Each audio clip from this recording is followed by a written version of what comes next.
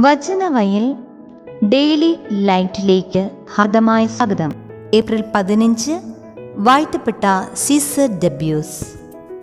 ഇന്ന് ഏപ്രിൽ 15 നാം വാഴ്ത്തപ്പെട്ട സീസർ ഡെബ്യൂസിൻ്റെ തിരുനാൾ ആഘോഷിക്കുന്നു. വാഴ്ത്തപ്പെട്ട സീസർ ഡെബ്യൂസിൻ്റെ യൗവനത്തിൽ ഏത് കരിയർ തിരഞ്ഞെടുക്കണമെന്ന സന്നിഗ്ധാവസ്ഥയിലായിരുന്നു. ഒടുവിൽ മിലിറ്ററിയിൽ ചേർന്നു. അങ്ങനെ ജീവിതം വളരെ രസകരമായി ആഘോഷപൂർവ്വം മുന്നേറുമ്പോൾ ഗൗരവമായ രോഗം പിടിപെട്ടു. അത് ജീവിതത്തിൽ എന്തൊക്കെ കാര്യങ്ങൾക്കാണ് മുൻഗണന കൊടുക്കേണ്ടത് എന്ന ചിന്ത ഉണർത്തി. ആത്മീയ ജീവിതത്തിലേക്ക് അദ്ദേഹം തിരിഞ്ഞു. രോഗവിമുക്തനായ അദ്ദേഹം ക്രിസ്തുവിൻ്റെ പുരോഹിതനാകാൻ തീരുമാനിച്ചു. 1582 പൗരോഹിത്യം സ്വീകരിച്ച ശേഷം അദ്ദേഹം ഇടവക ശുശ്രൂഷകളിൽ പ്രധാനമായും ആ കാലത്ത് ഏറ്റവും ആവശ്യമായിരുന്ന മതബോധന ശുശ്രൂഷയിൽ വ്യാപൃതനായി. സാധാരണക്കാരും തിരസ്കരിക്കപ്പെട്ടവരുമായ മക്കൾക്ക് മതബോധനം നൽകി. ഫാമിലി കാറ്റക്കിസം, കുടുംബ മതബോധന പ്രക്രിയയ്ക്ക് തുടക്കം കുറിച്ചത് വാഴ്ത്തപ്പെട്ട സീസർ ഡെബ്യൂസാണ്.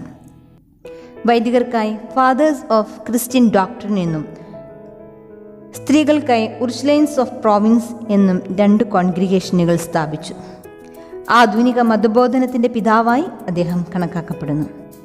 1607 ഏപ്രിൽ 15 ദിവംഗതനായി. 1975 വാഴ്ത്തപ്പെട്ടവനായി. വാഴ്ത്തപ്പെട്ട സീസർ ഡെബ്യൂസിൻ്റെ ജീവിതം ധ്യാനിക്കുമ്പോൾ അദ്ദേഹം മാംസം കൊടുത്ത തിരുവചനം ഇതാണെന്ന് വ്യക്തമാകും. യോഹന്നാൻ്റെ സുവിശേഷം 5-ാം അധ്യായം 10 തിരുവചനം: എൻ്റെ പിതാവ് ഇപ്പോഴും പ്രവർത്തന നിരതനാണ്, ഞാനും പ്രവർത്തിക്കുന്നു. ദൈവശുശ്രൂഷയുടെ ജീവിതം തിരഞ്ഞെടുത്ത നാൾ മുതൽ അവിശ്രാന്തമായി ദൈവരാജ്യ ശുശ്രൂഷയ്ക്ക് വേണ്ടി പ്രവർത്തിച്ചവൻ. അദ്ദേഹത്തിൻ്റെ ജീവിതം പകർന്നു നൽകുന്ന ചിന്ത: കുടുംബമാണ് മതബോധനത്തിൻ്റെ ആദ്യ കളരി. മാതാപിതാക്കളാണ് കുട്ടികൾ വായിക്കുന്ന ആദ്യത്തെ സുവിശേഷം. നമുക്ക് പ്രാർത്ഥിക്കാം.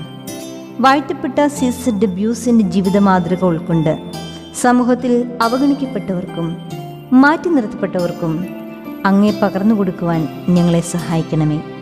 ഞങ്ങളുടെ കുടുംബങ്ങളെ ഒരു മതബോധന കളരിയാക്കി മാറ്റണമേ.